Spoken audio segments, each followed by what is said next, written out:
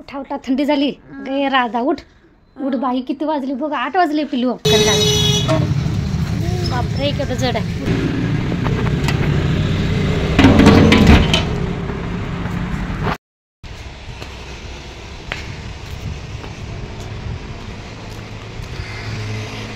Mummy झालं का मारून? केवढं मारलंस? ती भिंत झाली मारू का?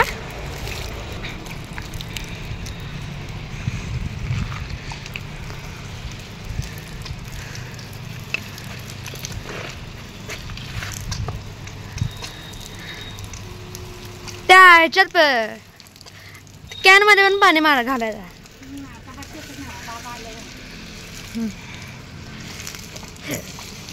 राहू दे त्या कॅन.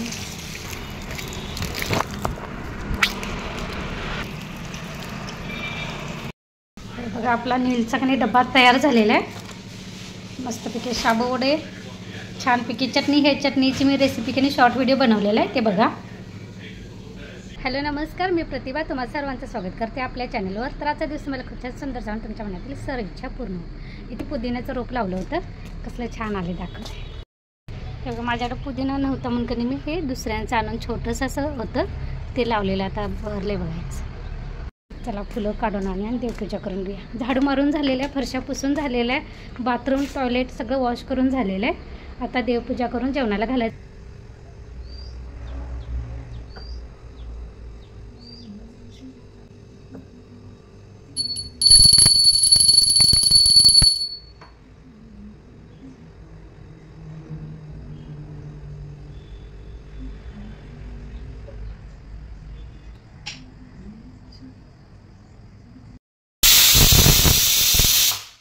इकडे बटाटा ठेवलेला आहे, त्यानंतर इकडे चहा ठेवलेला आहे. चहामध्ये कधी साय चुकून पडली बघा. आणि इथं मी कधी शाबू भिजत घातलेली आहे. रात्री एका पाण्यानं धुवून घेतली, त्यानंतर कधी अर्धी वाटी पाणी घालून कधी अशी भिजत ठेवली होती. ही बघा अशी फुलून एवढी अशी मऊ झालेली आहे अगदी. या चहा घ्यायला कधी चपाती आज कधी नील आणि मीच आहे दोघंच, त्यामुळे कधी नील म्हटलं डब्यामध्ये चपाती भाजी नको मम्मी, दुसरं काहीतरी कर. कसं रोज रोज पोरकन चपाती भाजी तीच कंटाळतात. म्हणून म्हटलं तर रोज दुसरं काहीतरी काय करायचं जेणेकरून पोट पण भरायला पाहिजे आणि त्याला काहीतरी वेगळं पण वाटायला पाहिजे. म्हणून त्याला शाबू वडे पण आवडतात. तर म्हटलं चला आज शाबू वडे करते, जेणेकरून शाबू वड्यानं कसं पोट पण भरतं. काय वाटलं त्याच्या नाही आता मार्गशीर्ष महिना पण येतो. म्हटलं शाबू वडे कसे मी माझ्या पद्धतीने बनवते ते दाखवते, म्हणजे मार्गशीर्ष महिन्यात की तुम्हाला करायला बरं पडेल. इकडे मी कढई ठेवलेली आणि कढईमध्ये कधी माहिती आहे हिरव्या मिरच्या भाजून घेते. जितके तुम्हाला वडे कधी तिखट करायचे तितक्या प्रमाणात मिरच्या घ्या. मी ह्यासोबतच खोबऱ्याची चटणी पण करणार आहे. तर मी आता वड्यापुरत्या फक्त हिरव्या मिरच्या कधी तेल घालायचं आणि थोडंसं असं भाजून घ्यायचं.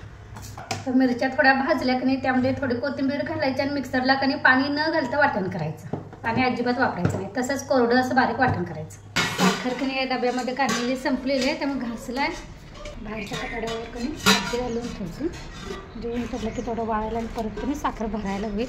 आता काय ऊन नाही आहे, कारण आता सकाळचे 7:30 वाजलेले. आपलं केवढं गार वाटतंय हात भिजलेला असल्यामुळे.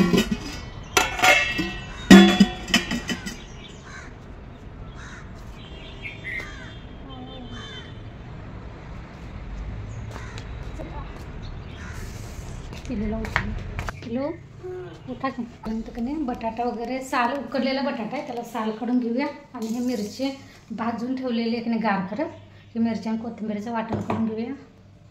चटणी करायची आहे, नारळ वाढवायचं आहे. तुला तर कधी उठते बघ्या, कारण आमच्याकडे आम्ही बाया माणसं कधी नारळ वाढवत नाही, पुरुषांनाच नारळ वाढवायचं असं पहिल्यापासून रिवाज आहे. कारण मला नाही माहीत, पण कसं जे चालत आले ते चालवायचं. देवाचा नैवेद्याचा नारळ वाढवायचा नसते, स्त्रियांनी वाढवायचा नसतं इथंपर्यंत ठीक आहे, म्हणजे पुरुषांनी वाढवायचं असतं. पण आपण जर जेवणासाठी वापरायचा नारळ कधी तो आपण स्त्रियांनी वाढवला तर चालतं का? हे जर कुणाला कुठल्या ताईला माहीत असेल ना तर मला नक्की सांगा. जो आपण जेवणासाठी नारळ वाढवतो ना तो आपण स्त्रियांनी फोडला तर चालतं का? कारण कसं सकाळ सकाळी लवकर कोण उठत नाहीत आणि मग असं मला वाट बघायला लागते. वड्याचं कधी सगळे एकत्र करून घेऊया. तोपर्यंत ते भिजवलेले शाबू,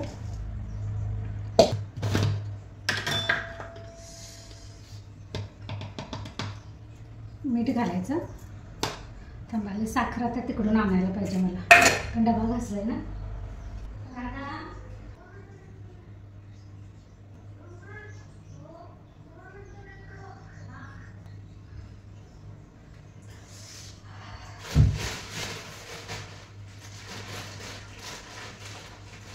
आणि साखरेची पिशवी की याची गाठ मला काढायची आहे. आणि या उजव्या नखाचं की काल सकाळी एकदमच नख असं पूर्णच निघालं आणि ते आतपर्यंत निघालं, असं जिव्हाळा लागलं की नाही आतल्या मासापर्यंत. ते इतकं दुखते की ना. आता मला ती गाठ पण की उजव्या हातानंच आपल्याला काढायला येते ना, डाव्या हातानं टाकायला लागत नाही. डाव्या हातानं बघायला लागले किती वेळ. आणि उजव्या हातानं अंगठ्याला तसे झालं की नाही त्या नखाला जिव्हाळा लागले तिथं. इतकं वाईट दुखते की नाही. एवढं किट्ट बसले नाही प्लॅस्टिक. गाठ तर निघालं पण की नाही.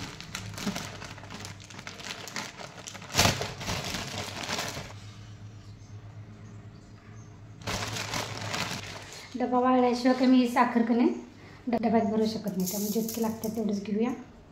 त्यानंतर हे मिरचीचं आणि कोथिंबीरीचं वाटण टाकूया.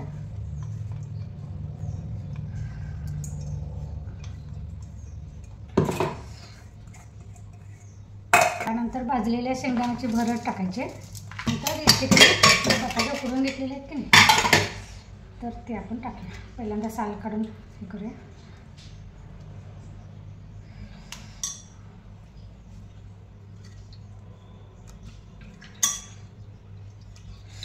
हां, सकाळ सकाळी थंडीचं गरम पाण्यात हात कसलं भारी वाटते. ठेवते का नाही. आता हे कुस करूया आणि सगळं हे कधी एकत्र करायचं. आपण जसं पीठ मळतोय की नाही तसं हे सगळं एकत्र करायचं. असं एकत्र करून ठेवूया. पहिल्यांदा की नाही चटणी करून घेऊया खोबऱ्याची. त्यानंतर वडे तळायला घेऊया. आता पिलूला उठवायलाच पाहिजे, वेळ होते मग आवरायला. पिल्या हॅलो, मग आवरायला वेळ होतं. मगापासून अर्धा तास का 2 मिनिटच होते तुझं. माशानं घालत परत.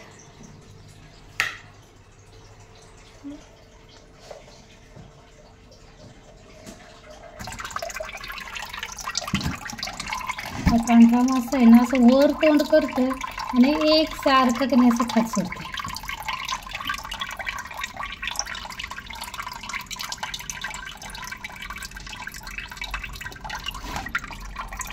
खोबऱ्याची चटणी आपली झालेली आहे. आता का नाही शाबू वडे करून घेऊया. त्यांनी कढईत तेल ठेवलेलं आहे तापत. आणि मग असे थोडा चिकटपणा नव्हता ना, तर आता एवढा कसा चिकटपणा आलेला आहे. म्हणजे शाबू अजून भिजली आणि ते बटाटा आणि ते शाबूचं का नाही असं चिकटपणा आलं. वडे करून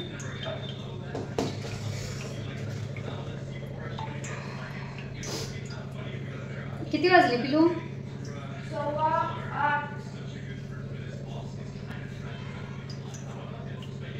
असे की नाही चप्प्या आकाराचे वडे करून घ्यायचे. जवळून दाखव. असा गोळा केला त्यानंतर असं चप्ट करायचं. चप्प्यानं काय होते, पूर्ण आतपर्यंत कने वडे तळताना तळले जातात. तेल चांगलं कने तापू द्यायचं, मगच वडे तळायला घ्यायचे. वडे कने तयार करून ठेवलेले तापलेले आहे. आता कने वडे तळायला घ्यायचे. असं तेल चांगलं तापलं कने ते गॅस आता मध्यम करायचा.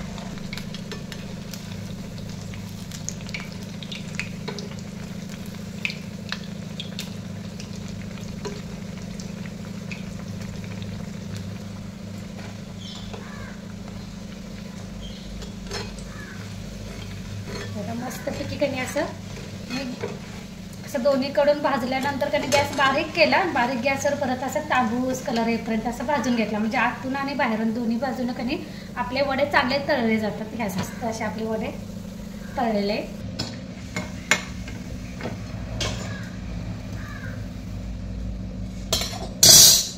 परत गॅस मध्यम करायचा आणि वडे सोडायचे. वडे जास्त सोडायचे नाहीत, 2 ते 3च सोडायचे. म्हणजे चांगलं सगळ्या बाजूनं कधी तळलं जातं. जास्त गर्दी केली की नाही तळत नाही व्यवस्थित. त्यांनी लसूण वगैरे काही घातलेलं नाही चटणीमध्ये. पण अगदी उपवासाला चालतील असेच वडे कणिक बनवून दाखवलेले आहेत. मिरची वगैरे तर मला जास्त वाटेल, पण बाकीचे पण तरी चव त्याला असते. नुसतं तसं कोल्हापूरचं म्हटलं की फक्त तिखट जास्त झालं की कोल्हापूर असं नसतं. त्यामुळे बाकीचं बटाटा वगैरे पण प्रमाण बघा मी कसं कसं घातलं ते.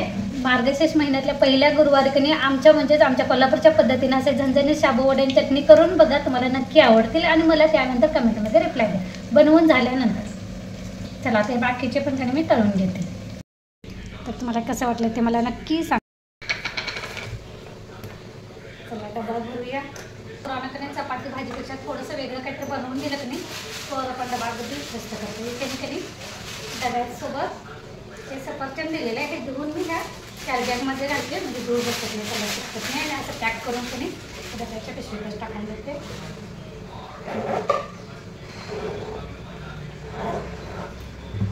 पाण्याची बॉटल आता इथं की नाही हे बघा नाश्त्याची भांडी एवढीशी पडलेली. आता थोडासा परत एकदा अर्धा कप चहा बनवून घेते.